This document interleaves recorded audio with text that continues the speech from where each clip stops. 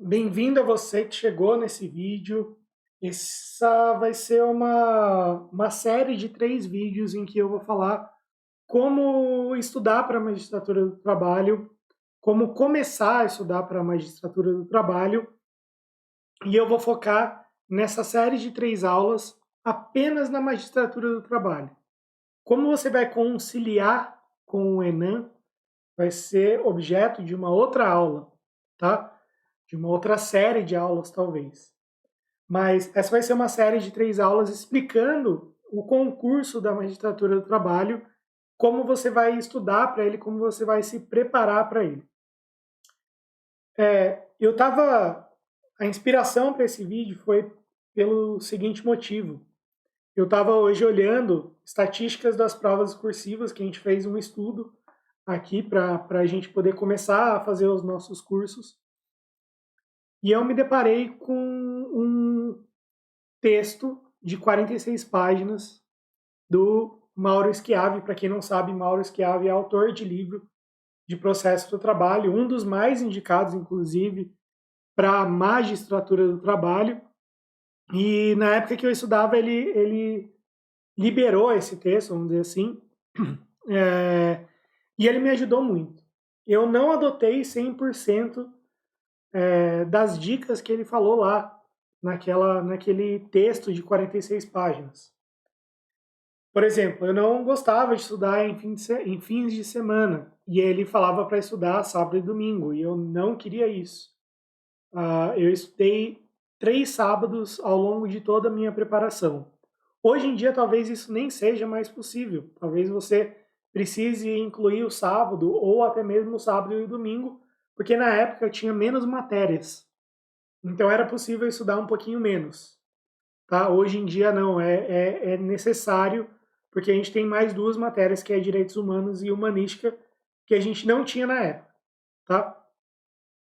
E ele falava, por exemplo, para estudar 6 horas por dia, e eu sou contrário a isso. E hoje em dia a gente tem inúmeros materiais muito mais direcionados. Na época em que ele editou, que ele liberou esse texto, não era assim. Então quer dizer que não dá para a gente aplicar 100% do que ele fala, até mesmo porque as coisas já mudaram, né? As coisas evoluíram, mas é uma inspiração muito boa, tá? Isso me ajudou muito. E, inclusive, depois de ler o texto dele, 2 meses depois, eu passei na minha primeira fase, na minha primeira fase, que foi no TRT2 de 2015. A prova foi feita em março. Eu li esse texto em janeiro, então ele me ajudou bastante. Mas, como eu disse, eu acho que não é 100% aplicável hoje. Por exemplo, ele indica lá livros que nem mais existem atualizações, como da Amaury Mascaro Nascimento. Tá? Então, vamos lá. Eu vou ter que dividir essa série de vídeos em 3 aulas, porque senão vai ficar uma aula muito extensa. E eu preciso que você amadureça as ideias aqui entre uma aula e outra, entre um vídeo e outro. Porque você precisa entender, não é entender o que eu estou dizendo, porque eu não estou falando nada demais aqui. Mas você precisa entender como essas coisas que eu vou falar vão encaixar na sua rotina. Beleza? Ó, a gente tem que pensar no concurso da magistratura hoje de 3 maneiras, tá? De 3 maneiras não, em 4 provas. Quais são essas 4 provas? Magistratura do trabalho, tá? Eu vou falar aqui, tá? A gente tem que pensar no Enem, a gente tem que pensar na prova objetiva, a gente tem que pensar na discursiva e a gente tem que pensar na sentença. Para quem não sabe, depois que você passa na prova objetiva, passou na prova objetiva, você vai para as provas escritas discursivas, que é a segunda fase. A segunda fase são provas escritas discursivas, que vão ser as discursivas e a sentença. E na área trabalhista é feita no mesmo final de semana. Beleza. O Enem, apesar de tudo que se alardeou, e a gente já teve quando eu estou gravando essa aula, a gente já teve 2024.1 e reaplicação de Manaus, não é nada mais do que uma prova de primeira fase. Então, o Enem é uma prova de primeira fase disfarçada, tá? Para quem não sabe, vou passar aqui. Foi habilitado no Enem 70% da nota para ampla concorrência, 50% para, entre aspas, cotistas, negros, indígenas e pessoas com deficiência. Vai estar habilitado 2 anos mais 2 anos, com prorrogação automática. Então, habilitação por 2 anos, prorrogação automática por mais 2 anos. A prorrogação só não vai acontecer por uma decisão fundamentada da escola de formação, né? O INFAM, a Escola Nacional de Formação, chancelada pelo CNJ. Beleza. Aí você vai fazer a prova objetiva.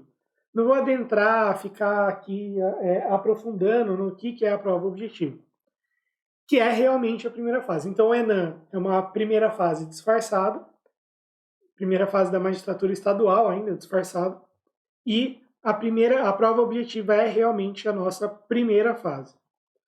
Prova discursiva, normalmente 10 questões discursivas no sábado, sentença, uma prova de sentença no domingo. Todas as provas, objetiva, discursiva, sentença e Enem, duração de 5 horas. Tá? Tudo com duração de 5 horas. Professor, você não está falando da prova oral. Não estou falando da prova oral. Não estou mesmo, porque a prova oral ela é diferente. É uma preparação muito diferente, uma preparação muito específica. Então quer dizer que a prova oral não é algo que você deva se preocupar agora. Você só vai se preocupar com a prova oral em 2 situações. Primeiro, foi aprovado na sentença, foi aprovada na sentença. Aí sim você pensa na prova oral. Ou tem um problema muito grave de timidez, de timbre de voz, aí você vai ter que pensar em alguma forma de se preparar antes, psicólogo, fonoaudiólogo, enfim, para te auxiliar nisso, tá? Então a gente tem que focar em 4 provas: Enem, objetiva, discursiva e sentença. Sendo que o Enem é uma prova discursiva, é uma prova de primeira fase disfarçada. Tá. Então a gente vai falar hoje sobre 2 princípios. Quais são esses 2 princípios? O primeiro princípio é o seguinte: é o princípio de que você precisa estudar para todas as fases ao mesmo tempo. E esse, além de ser um princípio, é um dos maiores erros que quem começa a estudar para a magistratura comete. Eu sei que quando a gente começa a estudar para o concurso, hoje, comecei aqui em 30 de fevereiro, né? Comecei a estudar para a magistratura, certo?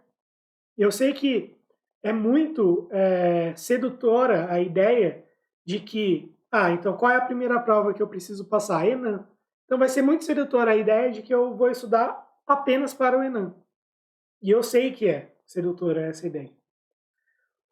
O problema é que você precisa de bagagem para as outras provas. Então, ainda que você passe no Enem, ainda que você passe na prova objetiva, de nada vai adiantar você chegar lá na prova discursiva, na prova de sentença, e não ter bagagem suficiente de treino ou de amadurecimento jurídico ou de estrutura para enfrentar as provas mais avançadas, a prova discursiva e a prova de sentença. E é necessário muito treino para você ter mais facilidade aí nessas fases. Vou até dar não ia falar sobre isso hoje, mas o segundo concurso nacional da magistratura no trabalho, né? Teve a seguinte... Pode ser que eu me equivoque aqui, porque eu não ia falar, mas estou falando de... A gente teve edital em 6/1 de 23, edital. A gente teve prova em 14/5 de 23, objetiva. Isso vai ser até importante porque eu vou falar lá em seguida. A gente teve prova discursiva em 15/7 de 23 e sentença 16/7 de 23. Imagina você fazer a prova em 14/5 e ter 14/5 já morreu, né? Você já está morto. Então, 15/5 é o dia que você, em tese, está descansado para voltar a estudar. Você tem 2 meses para aprender a fazer discursiva e sentença. Não é tempo suficiente. Já adianto isso. Então, os candidatos enfrentaram essa realidade. Então, você precisa já ter uma bagagem prévia para você conseguir passar na discursiva e na sentença. Professor, então quer dizer que eu vou ficar estudando para todas as fases indistintamente? Não, não é assim. A gente vai falar sobre isso mais para frente.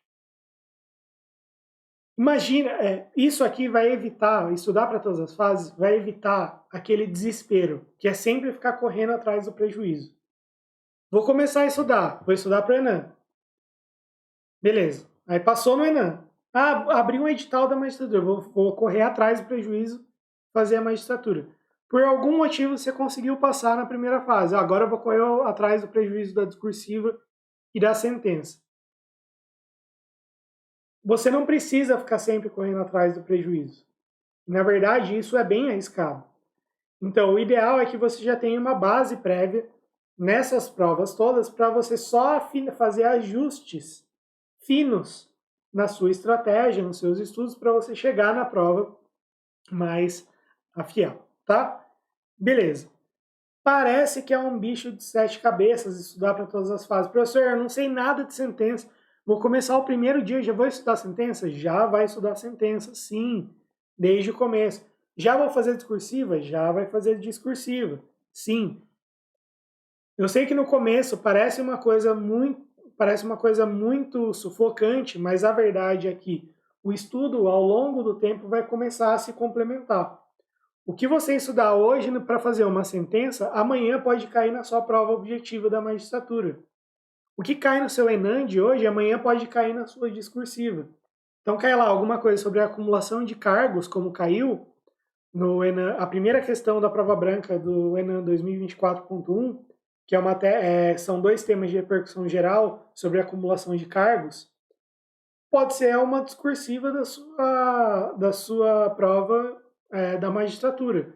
Então as coisas se complementam, elas vão se complementando, tá? O estudo ele é complementar e não estanque, né? Estou estudando para a discursiva, então é isso. Estou estudando para a sentença, então o que eu estou estudando aqui só vai aplicar para a sentença. Não, as coisas se complementam dentro do seu cofrinho de conhecimento que você vai preenchendo com esse estudo aí para todas as fases. Beleza. Então, o primeiro princípio é que você vai estudar para todas as fases ao mesmo tempo. Segundo, é o princípio de que você sabe que formar a base leva tempo, tá? Concursos, outros, escrevente, analista, etc., é possível, não é recomendável também, eu já trabalhei com esses tipos de concurso, mas é possível você chegar competitivo, você passar, inclusive nas primeiras colocações, fazendo um estudo de tiro curto. Vou estudar várias horas por dia. Por quê? Porque o conteúdo e a profundidade do conteúdo é menor. São menos matérias nesses concursos, não cai internacional, direitos humanos, empresarial, previdenciário, e a profundidade que é exigida nesses concursos é menor. Além disso, apesar de alguns concursos de tribunais, por exemplo, ter redação, não é a mesma coisa que uma discursiva, não é a mesma, porque são 10, já tem uma questão numérica aí, mas também a profundidade do que é exigido num concurso de tribunal e num concurso de magistratura é muito diferente e não tem sentença para fazer. Então quer dizer que para você formar essa base para a magistratura, leva tempo. E no que eu já vi, já tive aluno que falou, eu vou estudar 9 horas por dia. Não dá certo estudar 9 horas por dia. Porque não é uma coisa que você consegue manter com o tempo. Porque esse é o princípio. Formar a base leva tempo. E leva tempo por um motivo, por um outro motivo. É um motivo mais, vamos dizer assim, profundo, que é para você formar a sua base, você precisa amadurecer o conhecimento, certo? E esse amadurecimento do conhecimento que você precisa, ele demanda passar pelo mesmo conteúdo várias vezes e seguir uma linha de uma curva de aprendizado que não é uma coisa que se faz assim tão rápido, ela vai se formando ao longo do tempo. Beleza, então a gente tem dois princípios, tá? Essa primeira aula ela é mais principiológica mesmo. Então, mas para vocês não saírem daqui com nada, a gente vai falar o que você vai precisar aqui. Então, qual que vai ser o plano prático que você vai sair daqui hoje, tá? A gente vai estudar o estudo em duas partes, que é a partir do edital. Sem edital, você vai estudar para todas as fases ao mesmo tempo. Sem edital. Com o edital aberto, apenas para a próxima prova. Certo? Então, abriu o terceiro concurso nacional da magistratura hoje. Qual que é a próxima prova? Objetiva. Então, você vai estudar apenas para a prova objetiva. Passou na prova objetiva. Quais são as próximas provas? A gente já viu isso aqui. São discursiva e sentença. Então, você vai estudar para as duas provas. E só para isso. Você vai esquecer o estudo de prova objetiva. Certo? Assim como quando você está estudando para a prova objetiva, você vai esquecer o estudo de prova discursiva e de sentença. Aí você vai falar, professor, mas eu vi lá na época que você fez um curso de discursiva em fevereiro de 2023. Realmente. Todo princípio, né, e vocês devem estar cansados de estudar isso, ele tem uma exceção. E aí a gente vai dar alguns números aqui da época. Primeiro, na prova objetiva, eram 1.500 aprovados para a segunda fase. Tá? A gente teve 12 mil inscritos aproximadamente na prova do segundo concurso nacional. A gente teve uma abstenção de quase 30%, ou seja, mais ou menos 8.800, 8.900 foram fazer a prova objetiva. Ou seja, 8.800 passa 1.500. Quer dizer que